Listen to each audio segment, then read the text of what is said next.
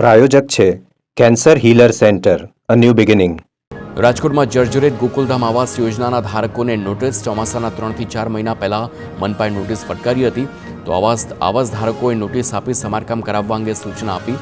Gokuldham આવાસના 576 આવાસને notice આપવામાં આવી છે. આવાસ રિપેર ન કરાવે તો નળ અને લાઇટ કનેક્શન કટ કરી દેવાશે.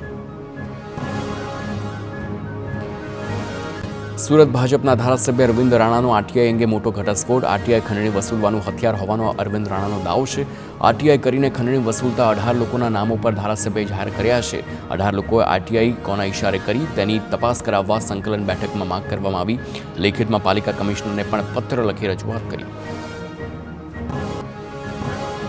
મહેસાણા અર્બન કોઓપરેટિવ બેંકના ચેરમેન, વાઇસ ચેરમેન અને 5 ડિરેક્ટર્સના રાજીનામા. ડિરેક્ટર પદે 10 વર્ષ પૂર્ણ થતાં રાજીનામા આપ્યા છે. રિઝર્વ બેંકના નિયમ મુજબ ડિરેક્ટર પદે 10 વર્ષ થયા હતા. Chairman K Patel, vice chairman doctor Anil Patel સહિત 5 ડિરેક્ટર્સે રાજીનામા આપ્યા છે. ભાવનગર વલભીપુર પાલિકાના પ્રમુખનું રાજીનામું આખરે સ્વીકારાયું છે. પાલિકાના પ્રમુખ વલ્લભ કામડે અગાઉ 4 વાર આપ્યું હતું રાજીનામું. 5મી વખત રાજીનામું આપતા આખરે કલેક્ટર રાજીનામું સ્વીકાર્યું છે. આંતરિક ખેંચતાણના કારણે વલ્લભ કામડે રાજીનામું આપ્યાનો દાવો છે. અગાઉ પ્રમુખ અને ચીફ ઓફિસર વચ્ચેના ગજગરા પણ આવ્યો હતો સામે.